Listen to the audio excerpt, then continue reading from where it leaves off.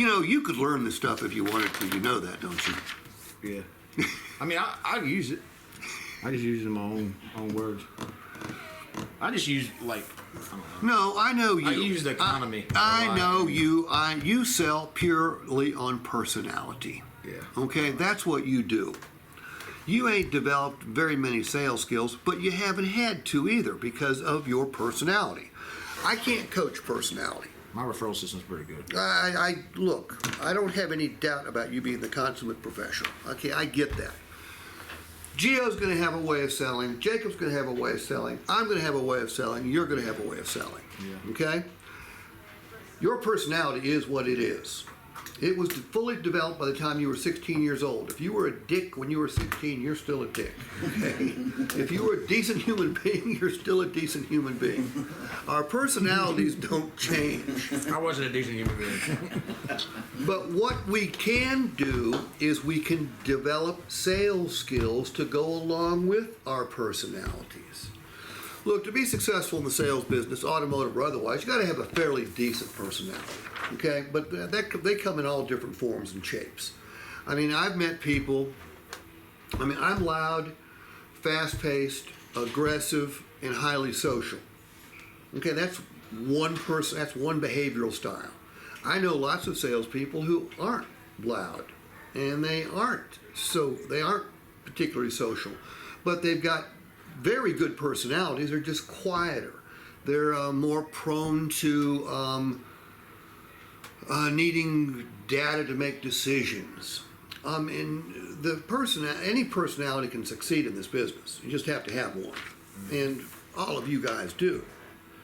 But what we have to add are sales skills. Okay? What I just did there with Nathan is he objected, and I took it like a complaint and just reclosed him without even giving him a reason. I said, it's 1183, my man. You bought a great vehicle. And I said, okay, that right there.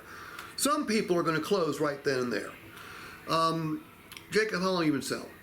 2 years. Okay. Have you ever taken out the perfect deal to a customer? I mean, payments were right, price was right, trade was right, cash was right, and they still bitch? Mm-hmm. Okay, I mean, that's the consumer. Consumers have learned that when they bitch to an automobile salesperson about payment, cash, price, or trade, most salespeople don't know what to say. And they go running back to the sales desk.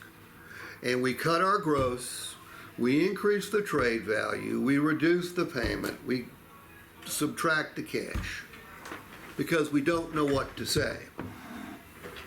It's not to say you won't have to do that sometimes, but you shouldn't do it until you've made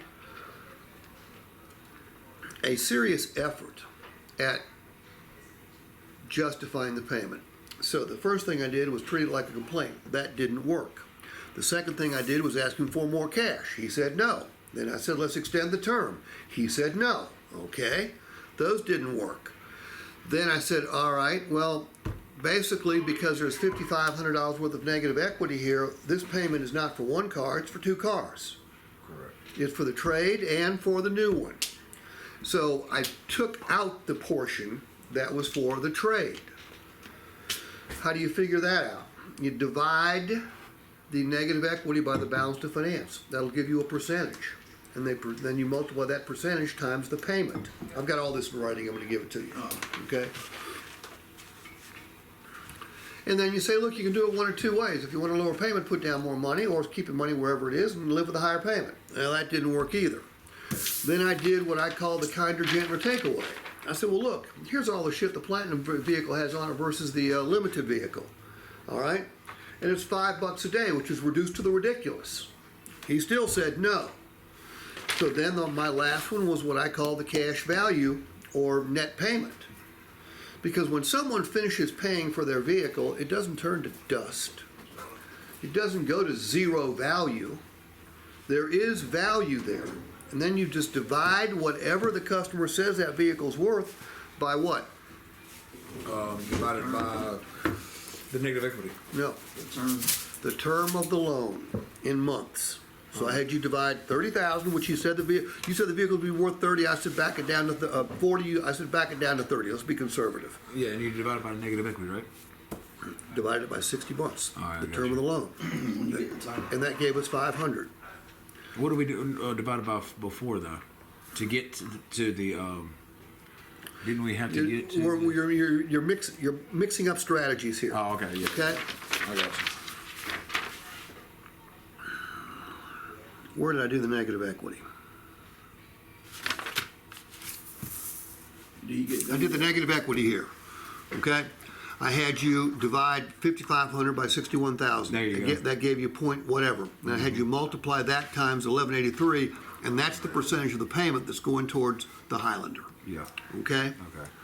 So then I said, look, if you want to reduce your payment by $9,600, put down another 5,500 or live with 1183. Gotcha. Okay, so again, I'm always getting to a point where I'm giving the customer the choice.